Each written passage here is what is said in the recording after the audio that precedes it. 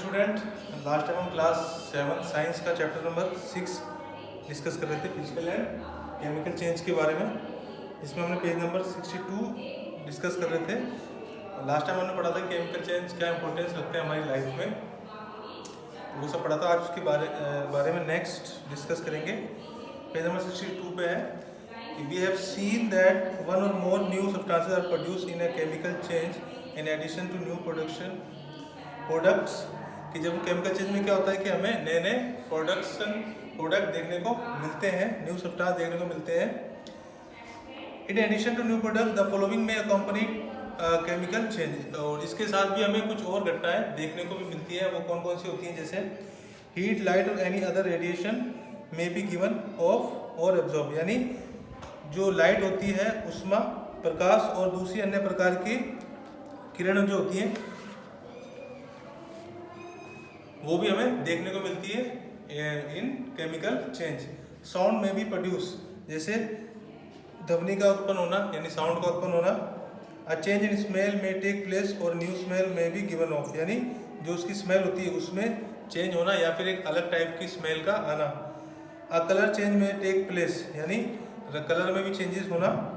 और साथ में अ गैस में भी फॉर्म, यानी एक नई गैस का बनना। You saw that burning of magnesium ribbon is a chemical change. Burning of coil, wood or leaves is also chemical change. जैसे आपने देखा होगा कि बर्निंग मैग्नीशियम का जो रिबन होता है वो जब बर्निंग होता है, जलता है, तो वो भी क्या एक टाइप ऑफ केमिकल चेंज है। बर्निंग ऑफ कोयल, वुड्स और leaf is also a chemical change, यानी लकड़ी का जलना, कोयल का जलना, ये सब भी क्या एक केमिकल चेंज है। In fact burning of any substances is a chemical change. Burning is always accompanied by the production of heat, यानी किसी भी चीज़ का जलना वो क्या है केमिकल चेंज है, जिसके साथ ही कोई भी चीज़ जलती है तो उसमें एक हमें नए नए चेंज देखने को मिलते हैं। जैसे उसकी स्मेल चेंज होना, कलर में चेंज होना, या फिर उसकी जो लाइट है उसका चेंज होना। Explosion of a firework is a chemical change. You know that such an explosion produce heat, light, sound and unpleasant gases that pollute the atmosphere. कि जैसे पटाखों का विस्फोट एक अन्य रासायनिक चेंजेस है। जैसे हम जानते हैं कि विस्फोट से क्या होता है, उष्मा होती है, प्रकाश होती है और ध्वनि और अलग टाइप की गैसें उत्पन्न होती है। This is why you are advise not to play with fireworks.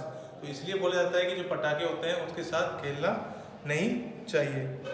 When food get spoiled it produce a foul smell, shall we call this change है केमिकल चेंज। जैसे कोई फूड होता है, जब वो सड़ जाता है तो उसकी जो स्मेल होती है वो अलग टाइप की स्मेल आने लगती है, तो वो हम कह सकते हैं वो एक क्या है टाइप ऑफ केमिकल चेंज।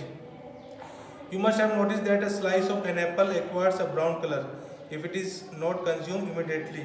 जैसे कि आपने देखा होगा जब हम एप्पल होता है उसके जो पीसेस होते हैं, इस पर अगर हम उसको ऐसे खुले छोड़ दें तो वो क्या होते हैं ब्राउन पड़ जाते हैं। आगे है कि cut a fresh slice of apple and keep it away from some time, repeat the same activity with a slice of potato और ब्रिंजल। क्या करना है आपको कि एप्पल का एक टुकड़ा लेना है और उसको काट के ऐसे छोड़ देना है कुछ टाइम के लिए। The change of colour in this case is due to the formation of new substances are not this change chemical change. इसी प्रकार का जो एक्टिविटी है वो आप पोटैटो या बैंगन के साथ भी कर सकते हैं कि हर कंडीशन में क्या होगा, या तो उनका कलर चेंज हो जाएगा और जो जैसा वो पहला दिखते हैं तो उस टाइप का वो नहीं दिखेंगे। तो ये कह सकते हैं कि एक तरीके का ये केमिकल चेंज नहीं है। कहने का मतलब ये है कि जैसे आप एप्पल का टुकड़ा होता है उसको आप यूं ही हवा में रख दीजिए तो वो ब्राउन कलर का हो जाता है, तो वो एक टाइप का केमिकल चेंज में नहीं आता है। आगे रस्टिंग ऑफ आयरन, तो लोहे का जंग में लगना, तो वो हम पहले पढ़ चुके हैं, दोबारा से इसके बारे में पढ़ रहे हैं कि let us get back to the rusting. This is one change that effects iron articles and slowly destroy them. Since कि हम दोबारा से जंग के बारे में पढ़ते हैं कि this is one change the effect iron articles, ये एक ऐसा चेंज है जो आयरन आर्टिकल्स को इफेक्ट करता है एंड स्लोली डिस्ट्रॉय देम, और धीरे धीरे उसको वो खत्म भी कर देता है। Iron is used in making bridges, ship, car, truck, bodies and many other articles, यानी जो आयरन का यूज किया जाता है वो पुल बनाने में, जहाज बनाने में, और बड़े बड़ी जो चीज़ जैसे शिप हो गया, ट्रक बॉडी हो गया, ये सब बनाने में यूज किया जाता है।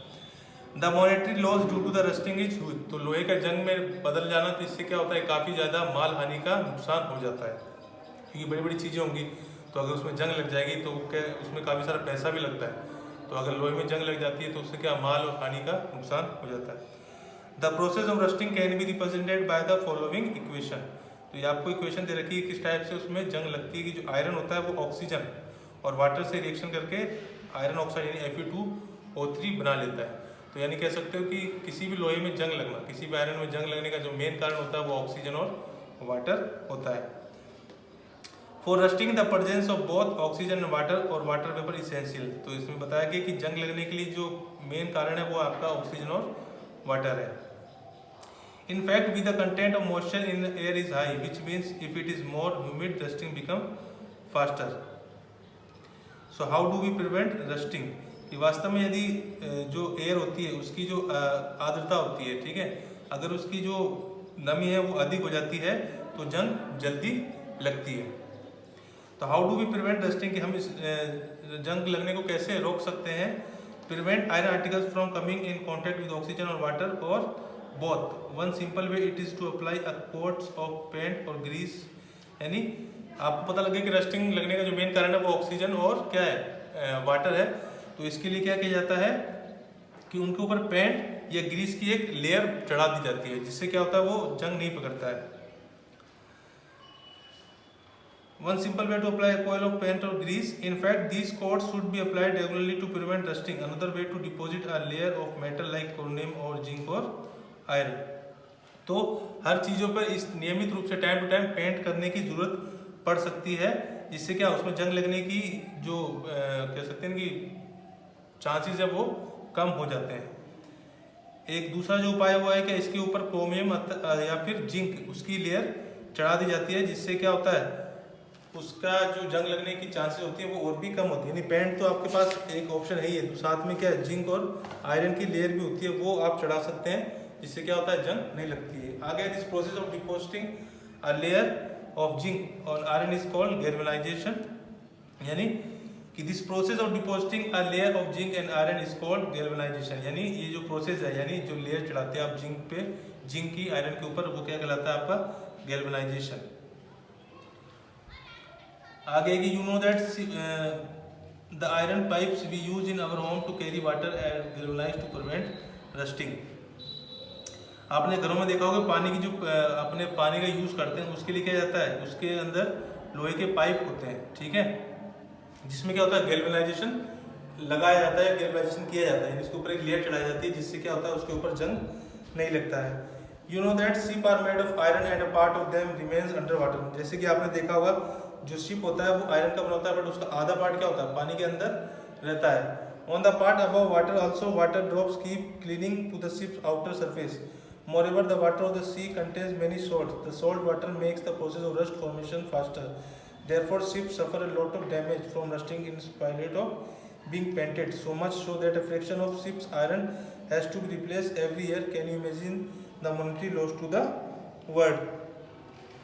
यानी जो शिप होता है तो उसके अंदर क्या होता है, जो नीचे का पार्ट होता है वो मोस्टली पानी में ही रहता है। तो जो समुद्र का पानी होता है उसमें सॉल्ट होता है, तो सॉल्ट जो होता है वो ज़्यादा मतलब बहुत जल्दी जंग पकड़ता है। इसके लिए भी उसके अंदर जो उसके नीचे का जो पार्ट था उस पर भी काफ़ी सारी जो लेयर चढ़ाई जाती है गैल्वेनाइजेशन की, ताकि उस पर जंग ना लगे, क्योंकि अगर उस पर जंग लग गई तो काफ़ी ज़्यादा माल हानि हो सकती है। तो इसलिए इनको टाइम टू टाइम चेंज किया जाता है। आगे आपका crystallization. In class 6 you have learn that salt can be obtained by the evaporation of sea water. यानी आपने पढ़ा हुआ कि जो नमक होता है वो समुद्र का जो पानी होता है उसके एवेपोरेशन के थ्रू प्राप्त किया जाता है।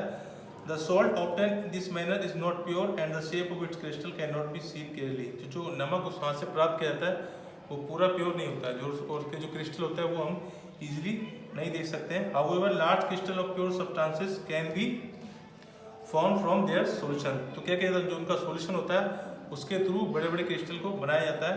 The process is called crystallization. तो इस प्रोसेस को हम बोलते हैं crystallization. It is an example of physical change. तो ये क्या है, फिजिकल चेंज का एग्जांपल है। आगे एक्टिविटी 6.9 उसमें क्या बताया गया, take a cup full of water in a beaker and few drop of dilute sulphuric acid. Heat the water when it start boiling and copper sulphate powder slowly while stirring continuously. Continue adding copper sulfate powder till no more powder can be dissolved. Filter the solution, allow it to cool. Do not disturb the solution when it is cooling. Look at the solution after some time. Can you see the crystal of copper sulfate? If not, wait for more time. इसमें क्या बताया कि अब beaker में लगभग 1 cup पानी लेना है और उसके बाद उसमें सल्फ्यूरिक अम्ल की कुछ बूंदें डालनी है। उसके बाद उसको आपको गर्म करना है।